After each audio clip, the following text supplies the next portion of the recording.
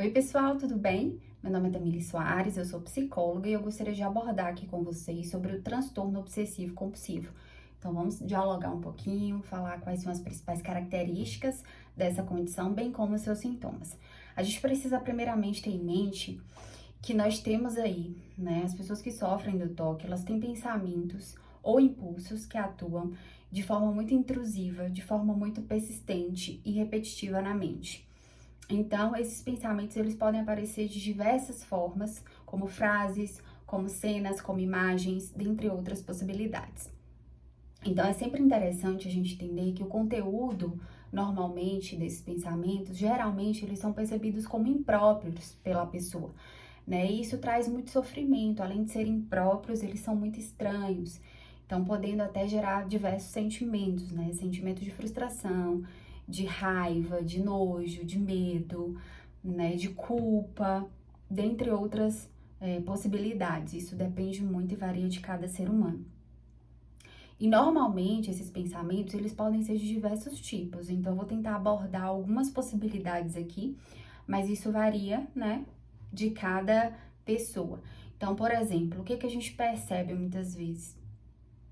Que esses pensamentos, eles podem vir com uma necessidade de ter certeza, né? Aqueles pensamentos antecipatórios, eu preciso ter uma preocupação excessiva sobre a certeza do que pode, do que vai acontecer amanhã, né? As preocupações excessivas também relacionadas à sujeira, a sujeiras ou contaminações, as preocupações excessivas com alinhamento, assim, de objetos, né? São aquelas pessoas que você chega em casa, os objetos estão todos alinhados, ou no trabalho, e tirar aquilo ali daquele alinhamento traz um grande sofrimento, seja em objetos, a condição também de sequência, de ordem, de simetria também é muito frequente. A questão de pensamentos ou imagens até muitas vezes violentas, pensamentos impróprios ou indesejáveis, e muitas vezes estão relacionados à condição de sexo, religião, superstições, dentre outras condições. Então, quando a gente traz aí a percepção das obsessões, a gente percebe o quanto esses pensamentos, eles são invasivos e eles são repetitivos, intensos e frequentes na vida daquele ser humano. O que a gente percebe muitas vezes é que o que ocorre nesse processo é que essas pessoas, esses indivíduos que têm um transtorno obsessivo compulsivo, ele vai tentar de todas as formas tentar reprimir, afastar ou até mesmo controlar esses pensamentos. Então, como que ele vai fazer isso? Normalmente, ele faz isso de uma maneira em que ele começa a realizar rituais, compulsões e evitações. Então, ele começa a ter comportamentos diversos. Por exemplo, vou citar alguns aqui também, mas isso varia de pessoa para pessoa. Então, ela pode constantemente ficar verificando portas, né, para ver se estão trancadas. Por exemplo, confirmar se deixou a janela fechada, vários objetos, né? Janela fechada, botijão de gás, chuveiro, enfim, torneira, várias condições. Outras possibilidades também, assim, aquelas pessoas que acabam lavando a mão frequentemente, né?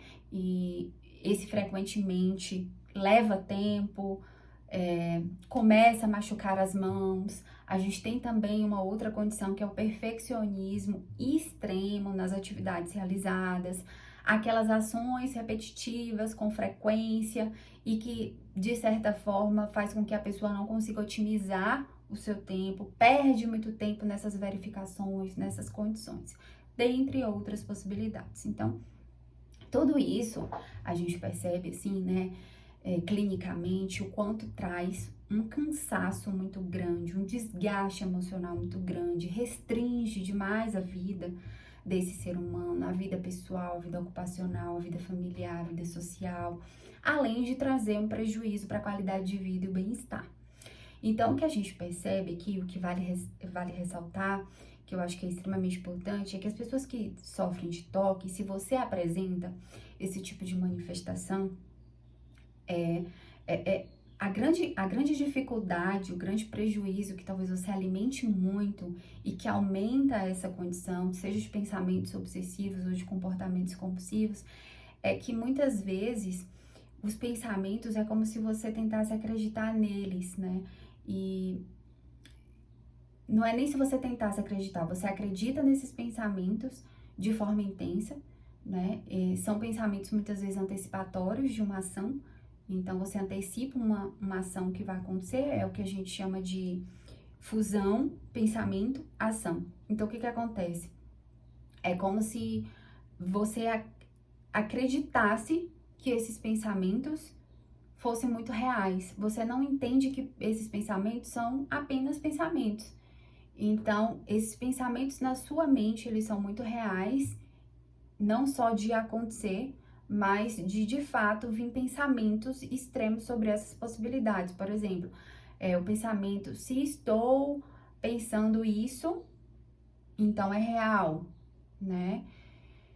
Se penso nisso, provavelmente serei capaz de fazer, serei capaz de dar esse passo, né? Então, assim, se penso nessa condição específica, então isso vai acontecer.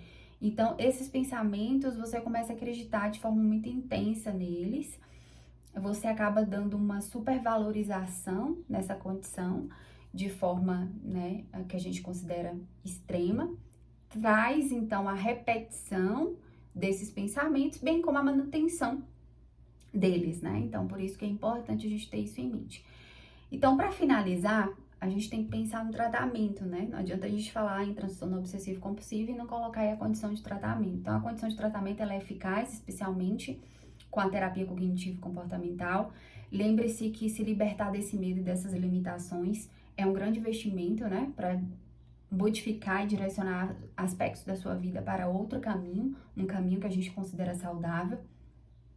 E pensar que tudo isso, né, de certa forma, que você tem evitado de fazer, né, ou que tem feito em excesso, ou que tem perdido muito tempo com essas verificações por causa do toque, tenha sempre em mente que o principal objetivo de um tratamento eficaz é se libertar. Então, se você de algum modo se identificou, né, com essas condições das quais eu relatei, se isso já está presente em sua vida há muito tempo, não deixe de procurar ajuda, procure ajuda especializada, procure fazer psicoterapia, é extremamente importante e saudável para a nossa saúde emocional.